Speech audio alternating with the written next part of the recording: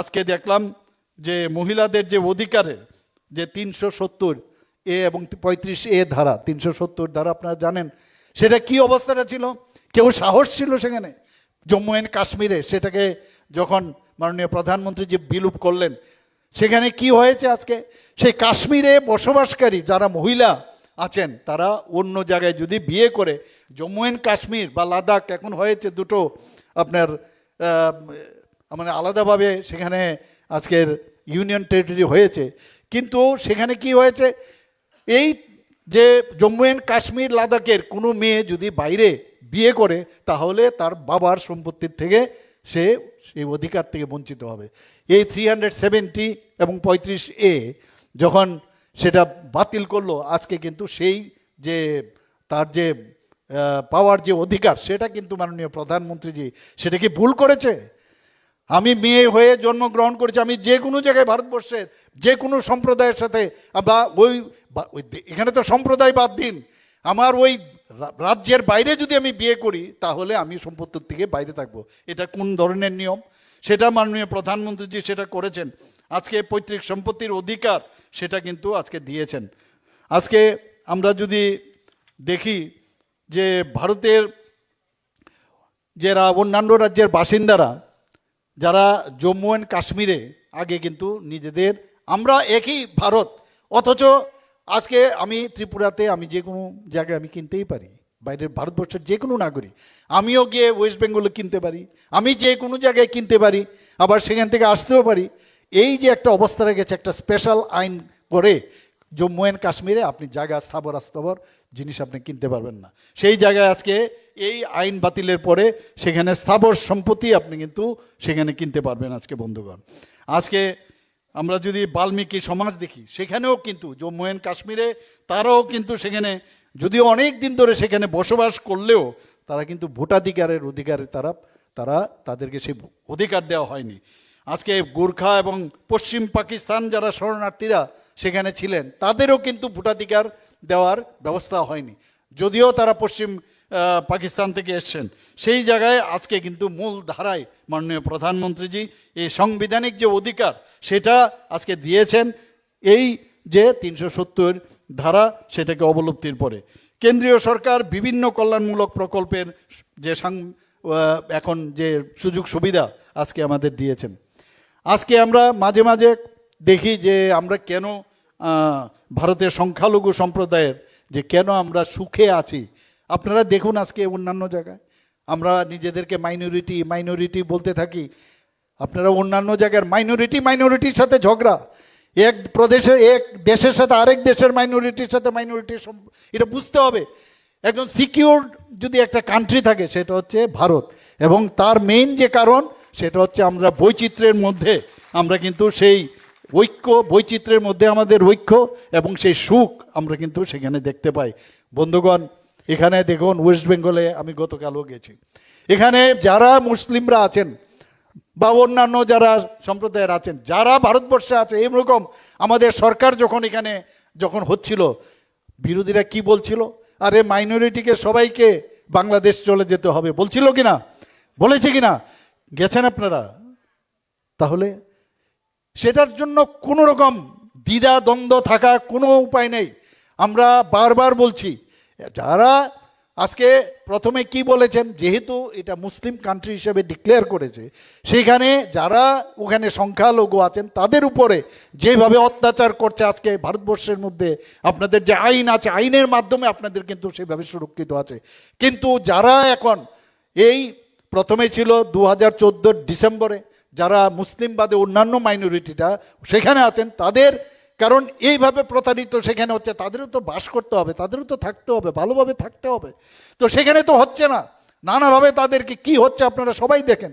তো এই মানুষকে ভালো রাখার জন্য কি বলেছেন, 2014 ডিসেম্বরের লাস্ট ডিসেম্বর তারা ভারতবর্ষে যদি আসেন তাদেরকে মানে সাংবিধানিক অধিকার দেওয়া হবে, তাদেরকে সিটিজেনশিপ দেওয়া হবে।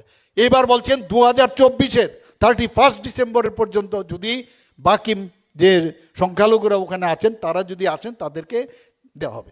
কাজেই এখানের মধ্যে কিন্তু অনুপ্রবেশকারী না, ওনারা বুঝতে হবে সেটা, তারা কিন্তু অনুপ্রবেশ না। অনুপ্রবেশ কারা? যদি দেখা যায় সেখানে মাইনরিটি যে আমাদের মুসলিম সম্পর্কে, কারণ তুমি তো ওখানে আছো, কিন্তু ভারতবর্ষের কোনো মুসলিমকে বলছে না তুমি চলে যাও, কোনো অনুপ্রবেশ, এই বিষয়টা কিন্তু আপনাদের ভালো করে বুঝাতে হবে। ভারতবর্ষে যারা মুসলিম আছে তাদের কোনো নিরাপত্তার দিক দিয়ে, তাদের সিকিউরিটির জন্য কোনো সমস্যা নেই, কিন্তু যেখানে মুসলিম কান্ট্রি অলরেডি ডিক্লেয়ার করেছে, আজকে সেই জায়গার থেকে যদি আমাদের, তাহলে আমাদের সাইলেন্ট ডেমোগ্রাফি কিন্তু চেঞ্জ হয়ে যাবে, আপনাদেরও অসুবিধা হবে, আমাদের সবার অসুবিধা হবে। তার জন্য বলা হচ্ছে, এবং যাতে এই তাদেরকে অনুপ্রবেশকারী বলছে, এখানে এইভাবে কিন্তু বলা হচ্ছে না যে এখানকার মুসলিমকে তাড়িয়ে দেওয়া হবে। যারা এইভাবে বিভিন্নভাবে চোরা পথে এখানে আসছে, পশ্চিমবাংলায় আপনারা ভোটের কারণে কিন্তু এসছে, ভোটের কারণে কিন্তু পশ্চিমবঙ্গে ওনাদেরকে আনা হয়েছে, এবং সেই ভোটের কারণে এনে সেটা ভোটের বাক্স বানিয়েছেন, গরিব তাদেরকে গরিব বানিয়ে রেখেছেন, আর তাদেরকে শিক্ষার কোনো আলো তারা দেখাতে পারেনি, তাদেরকে দিয়ে বেআইনি কাজ করানো হয়, বিভিন্ন অনিয়মভাবে অনেক সুযোগ সুবিধা দেয়, দিয়ে তাদের ভবিষ্যৎ কিন্তু নষ্ট করছে। আমরা তাদের বিরুদ্ধে আমরা বলছি, আমাদের ভারতবর্ষের আমরা কোনো মাইনরিটি যারা আছেন তাদের নিয়ে কোনো রকম আমাদের কোনো সমস্যা নেই। আমরা সেই কারণেই বলছি যে যে মালার কথা আমি বললাম, সেই মালা আমরা যদি অক্ষুণ্ণ রাখতে পারি, তাহলে সারা পৃথিবীর মধ্যে, এবং আমরা ত্রিপুরার সারা ভারতবর্ষের মধ্যে একটা অন্যতম রাজ্য এবং সারা পৃথিবীর মধ্যে অন্যতম আজকে দেশ হিসাবে আমরা গণ্য হব। এবং মাননীয় প্রধানমন্ত্রীজি আপনারা দেখেছেন বিভিন্ন প্রদেশে যেখানে মাইনরিটি সম্প্রদায়ের যেখানে দেশ, সেখানে উনাকে কিভাবে গলায় লাগায় এবং কিভাবে উনাকে উপাধি দেন, এমনিতে দেন না, কারণ উনি বুঝেছেন, উনারা বুঝেন যে এই ভদ্রলোক, এই যে একটা মানে মানুষ, আমাদের সত্যিকারের মানুষ এবং মানুষের জন্য কাজ করেন এবং মানুষকে সম্মান দিতে জানেন সব ধর্মের প্রতি, কিন্তু তার মধ্যেও ইচ্ছে করে নানাভাবে উস্কানি দিয়ে একটা নিজেদের মধ্যে বিভেদ সৃষ্টি করে। বন্ধুগণ, আমাদের কোনো অবস্থায় এখানে ত্রিপুরাতে সাম্প্রদায়িক উত্তেজনা যখন মাঝে মাঝে হয়, হওয়ার পরে আমি কিন্তু আপনারা খেয়াল করেছেন আমি সাথে সাথে সেখানে আমি চলে যাই, এবং তার বিরুদ্ধে আমাদের সজাগ থাকতে হবে। কারণ আপনাদের যেহেতু আমাদের এখন এত সুন্দর একটা মানে সরকার এসছে, যেখানে আমরা আমি কাউকে বেশি বেশি করব না, বেশি বেশি কিছু করবো না, আমার ভোটের জন্য আমি করলাম, আবার অন্যদের আমি ডিপ্রাইভ করব। বলছে সবকা সাথ সবকা বিশ্বাস, আর তার প্রয়াস, সবার উন্নয়ন চাই। এই বিষয়টা কিন্তু সারা জীবন থাকবে, সেটাকে সামনে রেখে এবং আপনার যে রাইটস আছে সেই রাইটসটাকে নিয়ে আগামী দিন আমরা চলবো, সেই আশা আমি আশা করছি আপনারা করবেন। সাচ্চার কমিটি যেটা হয়েছিল আপনারা সবাই জানেন, দেখা গেছে মাননীয় প্রধানমন্ত্রী যে এইগুলো পড়েন, সাচ্চার কমিটির মধ্যে কি বলেছেন যে শিক্ষার দিক দিয়ে এবং অর্থনৈতিক দিক দিয়ে মুসলিমরা কিন্তু অনেক পেছনে আছে, আপনারা নিশ্চয়ই জানেন সেটা। তার জন্যই মাননীয় প্রধানমন্ত্রী যে চাইছেন আজকে এই মাইনরিটি সম্প্রদায় যারা আছেন, বিশেষ করে মুসলিম যারা আছেন, তাদেরকে কিভাবে অর্থনৈতিক উন্নয়ন করা যায়।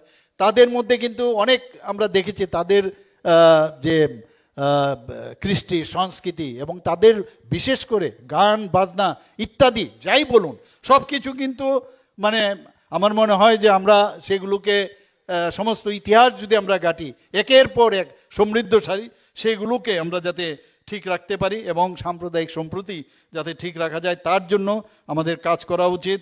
আমাদের আজকের বিভিন্ন সময়ে এই ধরনের যে রায়টস হয় তার দিকে আপনারা খেয়াল রাখবেন।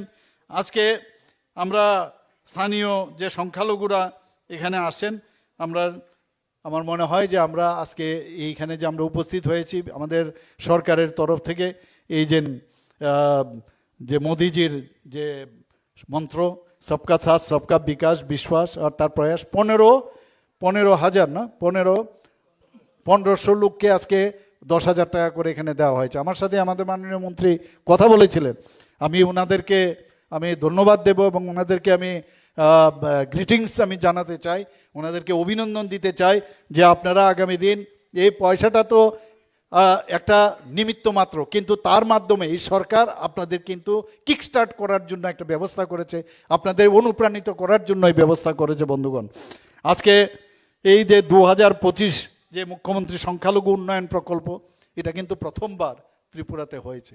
আমি শুনেছি আগেও ছিল কিনা আমার জানা নেই, কিন্তু আমরা কিন্তু সেটা করেছি।